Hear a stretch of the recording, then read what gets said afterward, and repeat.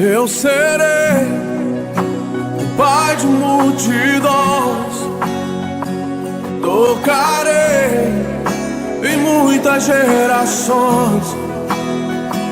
Eu serei o pai de multidões. Queridos, a paz do Senhor Jesus. Muito bom estar com os irmãos aqui. Já estivemos no primeiro culto e agora neste segundo momento, já com muitas pessoas que não estavam no primeiro, eu me sinto feliz e honrado. Eu sou da cidade de Ibiporã. Ela tem 50 mil habitantes, a 12 quilômetros de Londrina. Londrina é uma cidade que tem 600 mil habitantes. E eu costumo dizer, pastor, com muita humildade, que Londrina é um bairro de Ibiporã, viu? E estamos aqui a convite do pastor Edilson Siqueira, e o pastor Rodrigo lhe fez o contato. Eu não hesitei, momento algum, para estar com os irmãos. Ibiporã é a igreja mãe do norte do Paraná. Tem 81 anos aquela igreja. Eu estou lá há 6 anos e há 3 anos eu assumi a titularidade da igreja. Há 3 anos. Vai fazer 3 anos agora em novembro. Temos um trabalho muito especial com crianças, o departamento infantil. Conversamos, trocamos algumas ideias com o pastor. Também estive por 4 anos na televisão. E temos alguns trabalhos disponibilizados nas redes sociais também. José Vilande, se você digitar no YouTube, vai ter bastante mensagens dos programas de televisão, mensagens edificadoras. Estou na companhia do meu irmão, pastor Jesus Vilande, que trabalha em Ponta Grossa. Meu irmão mais novo do que eu, mas tem cara de mais velho, né? Pode ser sincero. Ele tem 35, eu tenho 36 anos.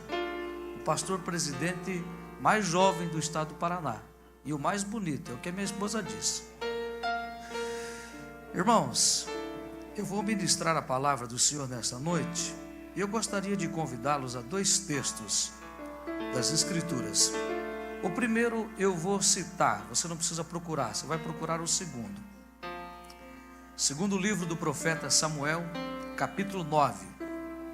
Enquanto você localiza o segundo livro do profeta Samuel, o capítulo de número 9, eu vou citar o primeiro texto. Primeiro livro das Crônicas, capítulo 8 e o versículo de número 34, diz assim: E filho de Jonatas foi Meribe-Baal. Vamos repetir juntos? E filho de Jonatas foi Meribe-Baal. Mais forte. E filho de Jonatas foi Meribe-Baal. O segundo texto está no segundo livro do profeta Samuel, capítulo de número 9, que diz assim: Perguntou Davi: Resta ainda alguém da casa de Saul, para que eu trate com bondade por amor de Jonatas? Havia um servo da casa de Saul, cujo nome era Ziba. Chamaram que viesse a Davi. E disse o rei: És tu, Ziba? Respondeu ele: Teu servo. Perguntou o rei: Não há ainda alguém da casa de Saul a quem eu possa mostrar a bondade de Deus? E respondeu Ziba ao rei: Ainda há um filho de Jonatas, aleijado de ambos os pés. Perguntou o rei: Aonde está? Respondeu Ziba ao rei: Está na casa de Maquir, filho de Amiel, em Lodebar. Assim mandou o rei Davi a trazê-lo da casa de Maquir, filho de Amiel, em Lodebar. E vindo Mefibosete, filho de Jonatas, filho de Saul, a Davi, prostrou-se com o rosto em terra e se inclinou. E disse Davi: Mefibosete. E respondeu ele: Eis aqui o teu servo. Amém. Queridos, não é a primeira vez que nós encontramos nas Escrituras a mesma pessoa com um nome diferenciado ou mudado. Vocês que estão estudando a palavra do Senhor, é possível que já leram lá no livro de Gênesis, Abrão, o pai considerado o pai da fé, ele chamava-se Abrão. Capítulo 15, ele teve um encontro com Deus, fez uma aliança com Deus, e o seu nome não mais foi chamado de Abrão, mas de Abraão.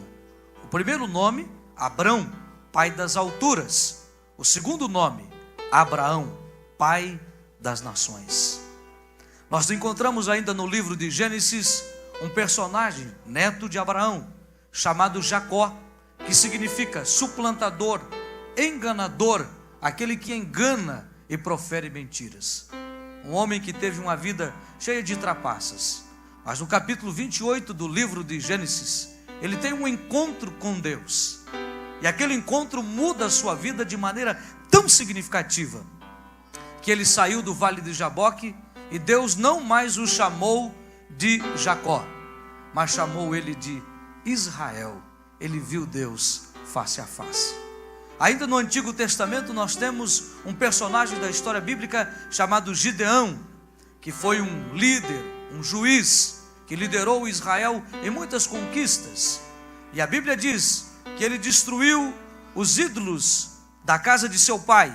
E por ele ter destruído os ídolos da casa de seu pai, ele também passou a ser chamado, não mais de Gideão, mas de Jerubaal. Lá no Novo Testamento, capítulo 9 do livro de Atos, você vai encontrar um perseguidor chamado Saulo, que significa exaltado.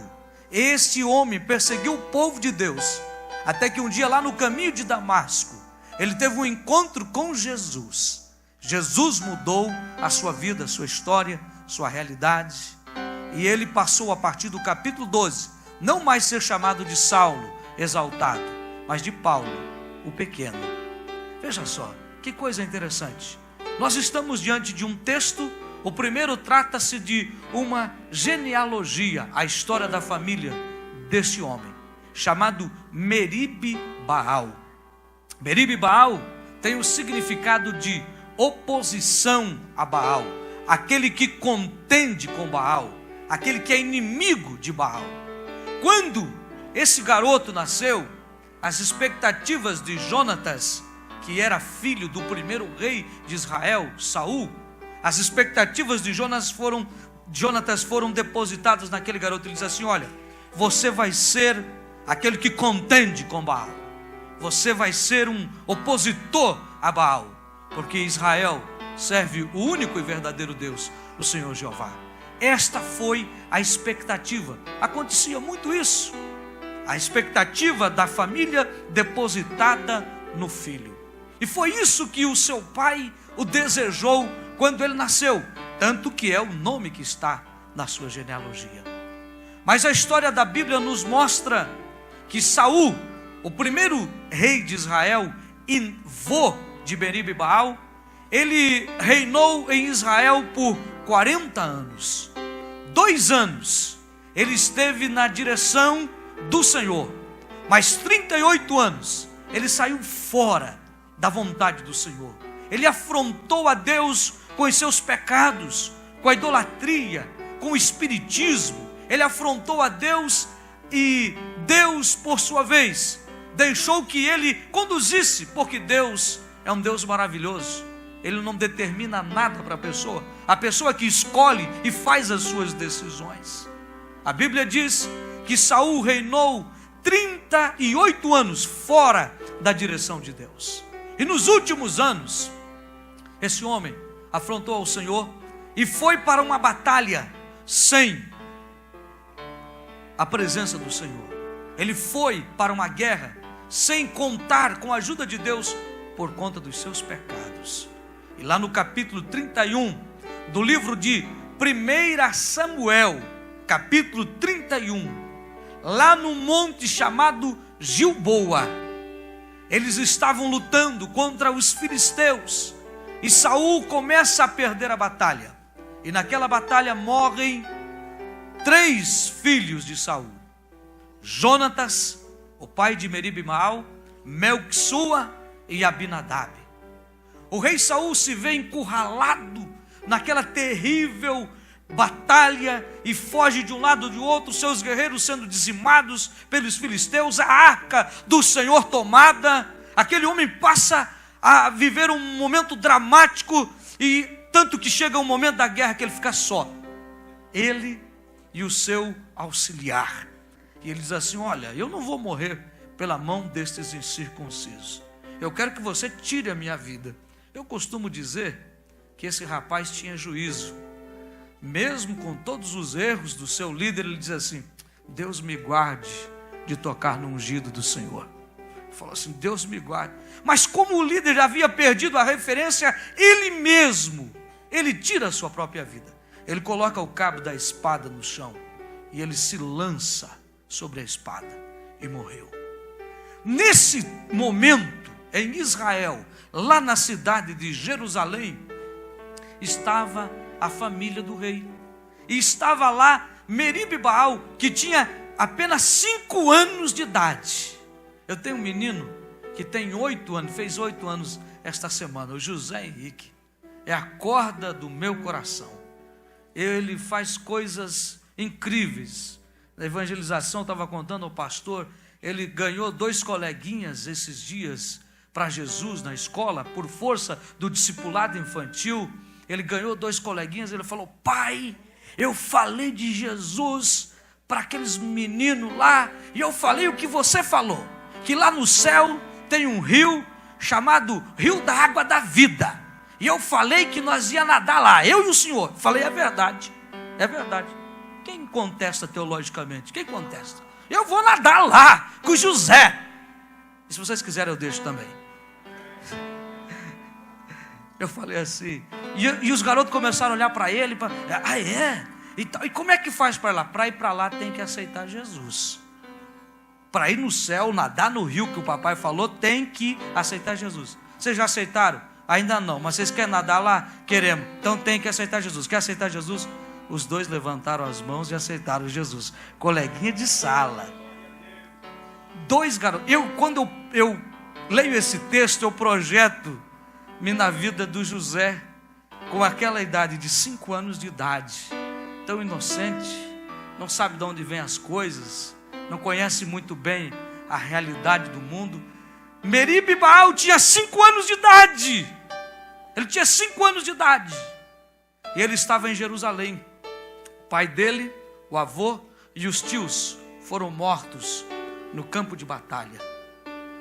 De repente vem chegando a notícia: olha, Saul, Jonatas, Melquisua, Abinadab, o exército de Israel, a arca de Deus foi tomada.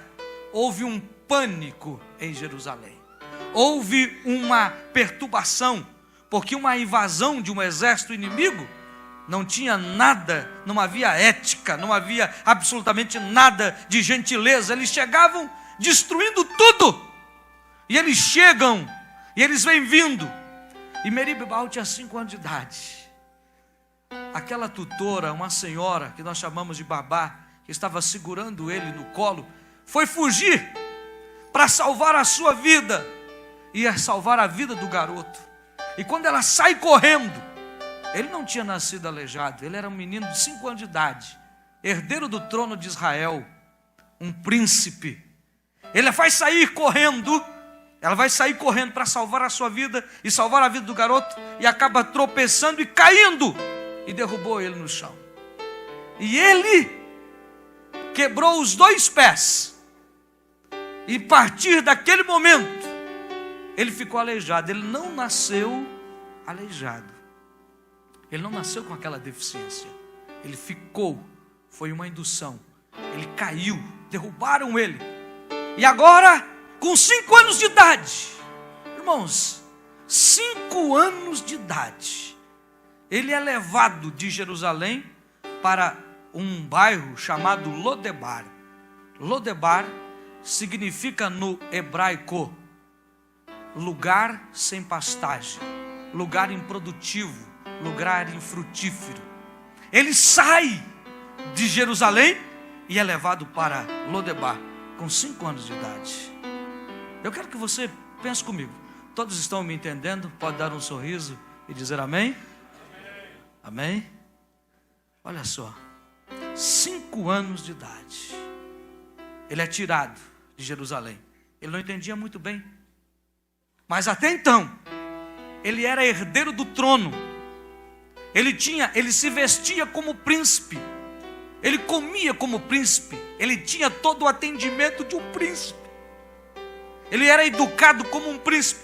Tenho certeza que os melhores rabinos de Jerusalém eram o que instruíam aquele menino, porque ele era neto do rei.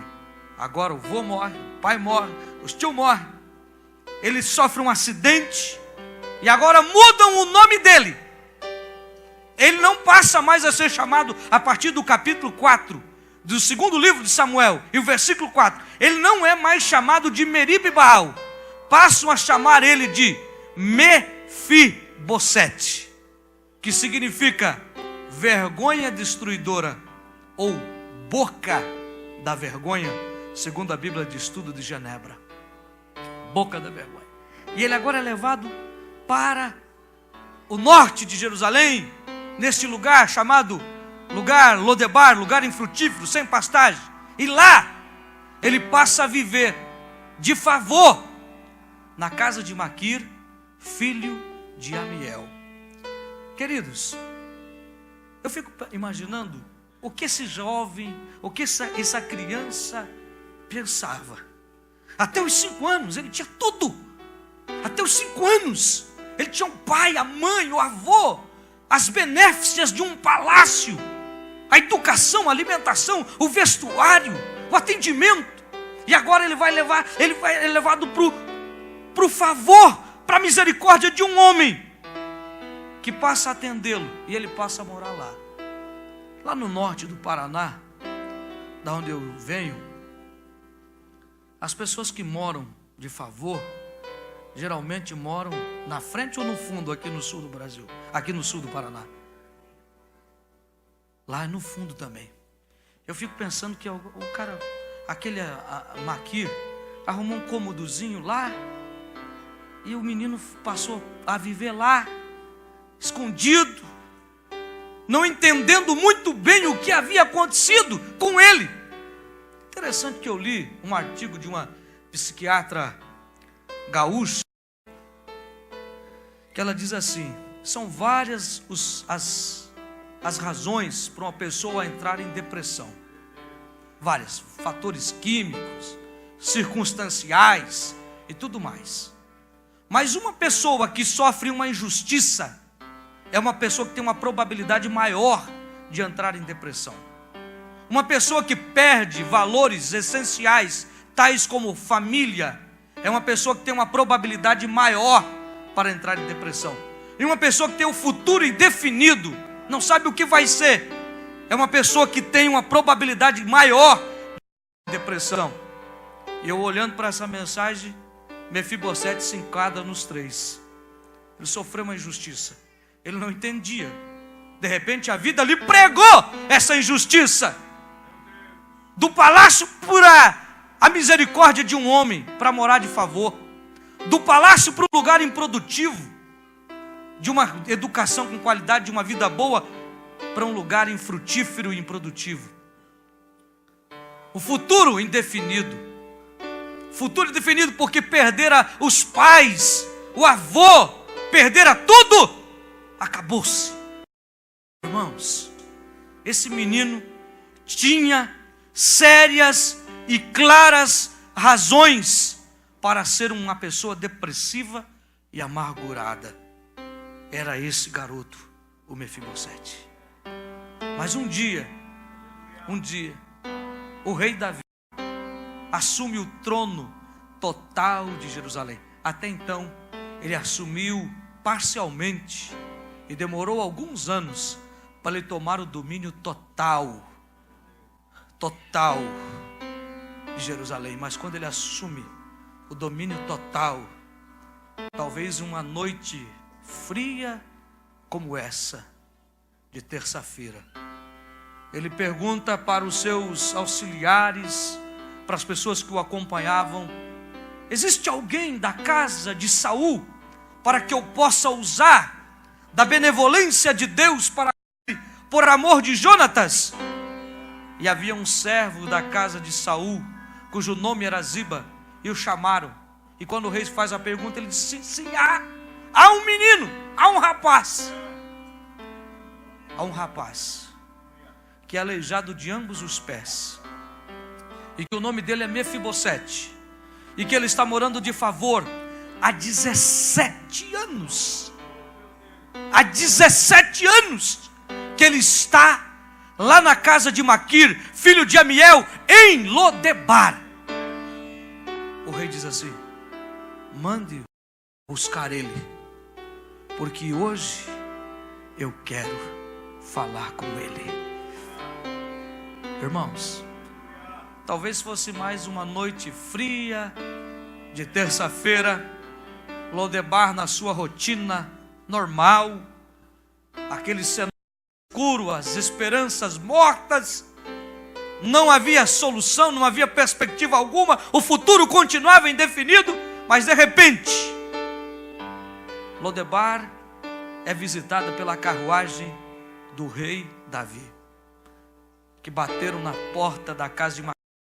É aqui que está o filho de Jonatas, o neto de Saul, é aqui mesmo. O rei mandou nós buscar ele, porque ele quer falar com ele hoje. Aquele jovem é conduzido, ele é levado, ele não vai por forças próprias, porque ele tem ação, mas ele é levado até o palácio real em Jerusalém. Eu imagino, irmãos, pelo que conhecemos Davi, pelas escrituras, um homem voltado, um profundo conhecedor do ser humano. Eu imagino que o rei estava aguardando ele com muita ansiedade. Eu imagino que ele caminhava de um lado para o outro, aquele piso de porcelanato do lar, aqueles detalhes, aquela cadeira muito bonita. O rei aguardando, de repente aponta na porta lá. Alguém que é conduzido, alguém que é trazido. E o rei grita: és tu, Mefibosete? E ele se inclina com o rosto em terra. E ele diz: eis aqui o teu servo. Irmãos, ele tem uma imagem distorcida de si mesmo. Ele achava que ele era um cão morto. Um cão morto. Não serve para nada, não presta para nada. E talvez ele estava com medo, porque o rei diz: não temas. Em seguida, o rei diz: não temas, do versículo 7. Não temas. Ele estava com medo, porque havia uma lei que, se uma família assumisse o reinado, a dinastia anterior, a família anterior, todos os membros deveriam ser eliminados. E ele pensou assim consigo: deve o rei, a vida já está toda bagunçada, eu já estou sem perspectiva, já sou um depressivo agora, o rei me chama, me achou, ele quer me humilhar, ele quer me matar, ele quer me destruir, ele vai acabar comigo. O meu avô perseguiu ele durante os últimos anos da vida, todo o tempo, certamente ele vai se vingar em mim. Ele não conhecia o rei. Quando o rei chama: és tu, Mefibosete? Ele diz: eis aqui o teu servo. O rei diz: não temas, certamente eu usei a misericórdia de Deus para contigo por amor de Jonatas. E hoje eu restituo-te todas as terras de teu avô Saul. Tudo agora é teu. Tudo eu estou te devolvendo. E a partir de hoje, eu não te quero mais lá em Lodebar. A partir de hoje, eu quero você aqui comigo, comendo todos os dias na minha mesa.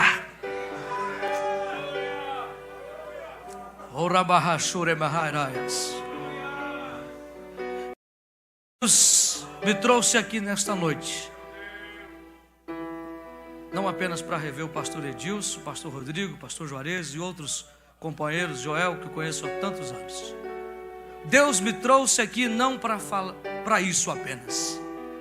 Deus me trouxe aqui porque Rei quer falar com algumas pessoas aqui nesta noite. E hoje não é mais o rei Davi.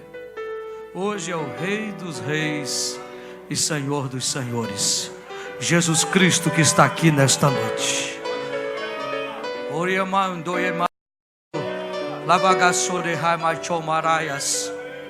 Eu estou falando com alguém aqui que talvez chegou aqui vivendo este drama.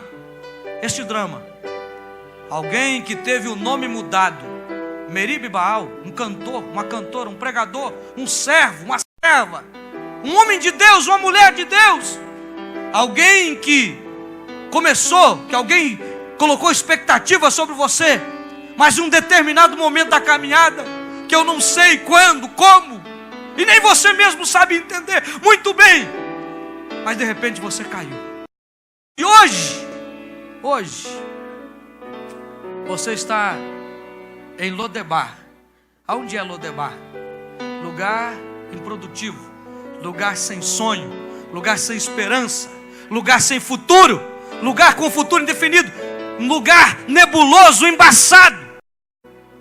Você está dizendo: o rei, ninguém se lembra de mim.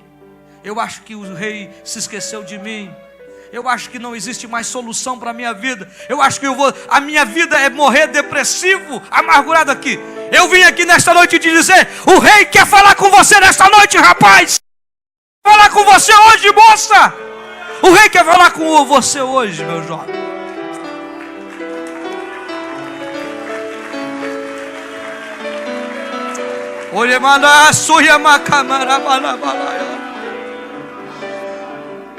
Aí você diz assim: bom, quer falar mesmo? Eu tenho me entristecido, eu tenho feito coisas erradas. Certamente ele quer dizer para mim que ele vai se vingar em mim. Certamente ele vai dizer que não é para mim vir mais aqui olhar para ele, que ele não suporta mais. Pelo contrário, o rei, ele quer falar com você, quer dizer eu sim para você. E está dizendo assim para você: eu vou restituir todas as bênçãos espirituais que eu prometi e que você tinha. A alegria, os dons espirituais, a esperança, os sonhos. Eu estou restituindo tudo isso nesta noite para você. E a partir de hoje, eu não quero mais você lá em Lodebar. Eu quero você comigo aqui na minha mesa. Aqui comigo. Eu tenho um novo tempo. Eu tenho um novo tempo para a sua história.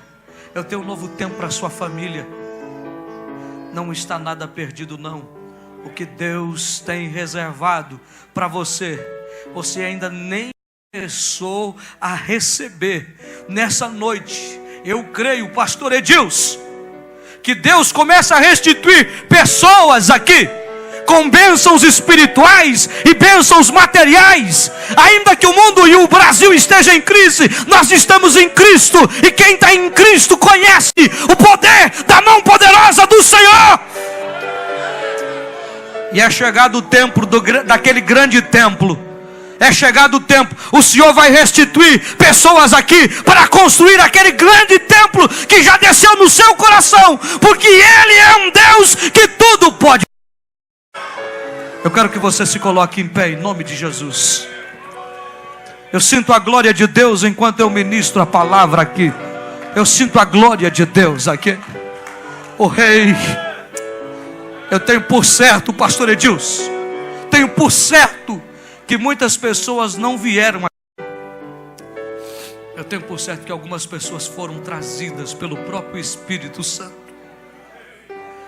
Quem sabe você entrou aqui se arrastando. É o último culto. O rei vai dizer um monte de baboseira para a minha vida e eu vou sumir. Mentira. O melhor de Deus ainda está para acontecer na sua história.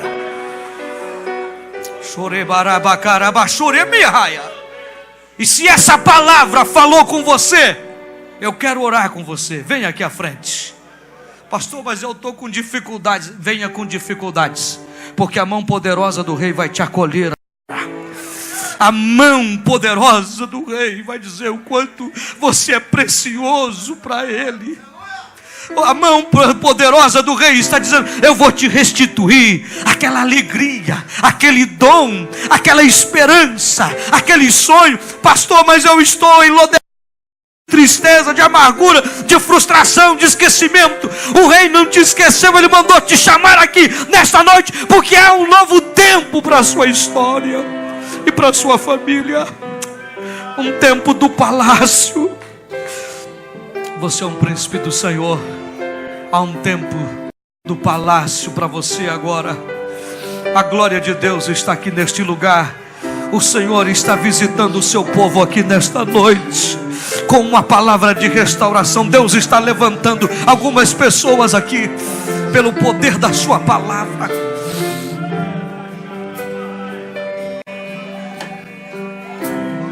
Quando o coração se sente sufocado e se vê sozinho, ninguém do seu lado. Pode vir mesmo. Você que está sentindo a restituição de Jesus na sua vida, venha. É tempo. Venha, o Senhor te chama. O Senhor te chama. Venha receber um abraço de Jesus aqui nessa noite. Ele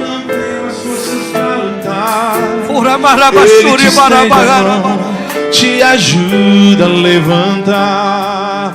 Clame por Ele. Ele é a solução de tudo. Só Ele pode transformar seu mundo e arrancar do peito a dor que tanto. Oh, glória!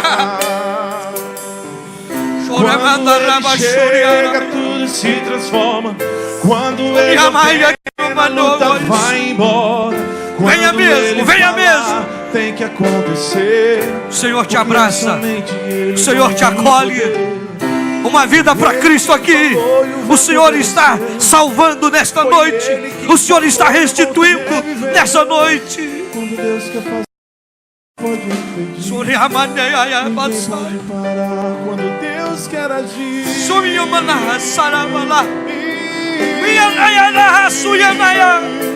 Quando Deus quer agir.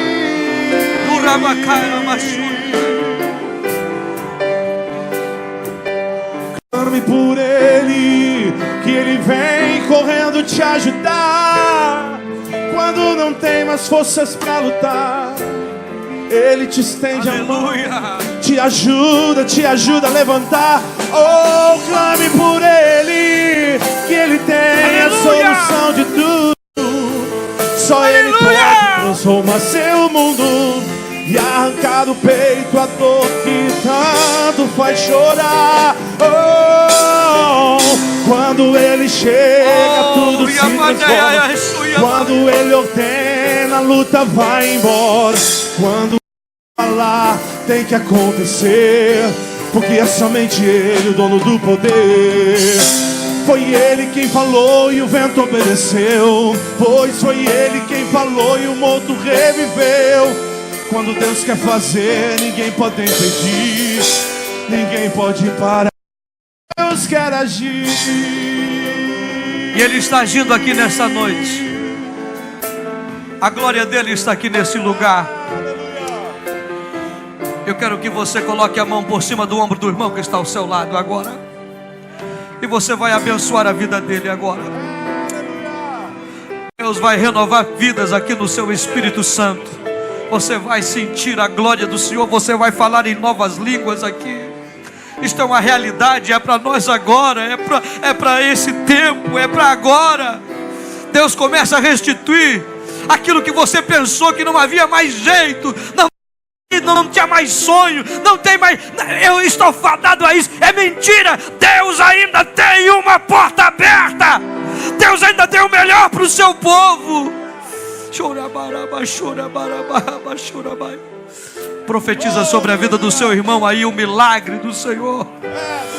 Querido Pai, nós estamos aqui, Senhor, firmados na Tua palavra, que é a mais absoluta verdade. Que do monturo o Senhor levanta o homem e exalta entre os príncipes desta terra. Começa a restituir vidas aqui, ó Pai. Milagres começa a acontecer agora lá na casa, lá no trabalho, lá na faculdade. Senhor Deus, começa a visitar aquela vida, Senhor Deus, aí, em nome de Jesus, lá naquele lar. Agora, Senhor, começa a restituir o amor, a alegria, a esperança, o futuro, ó Pai. As esperanças, Senhor, daquele sonho, daquela faculdade, daquele curso. Pai, eu abençoo esse povo, porque o Senhor nos chamou para abençoar. E o Senhor é o Deus que restitui. Eu sinto o teu mover aqui, ó Pai, pela presença do Senhor na tua palavra. Em o nome de Jesus, restaura, enche, aviva, renova. Não vai mais ficar em Lodebar, não. É Jerusalém, é Jerusalém, é Jerusalém.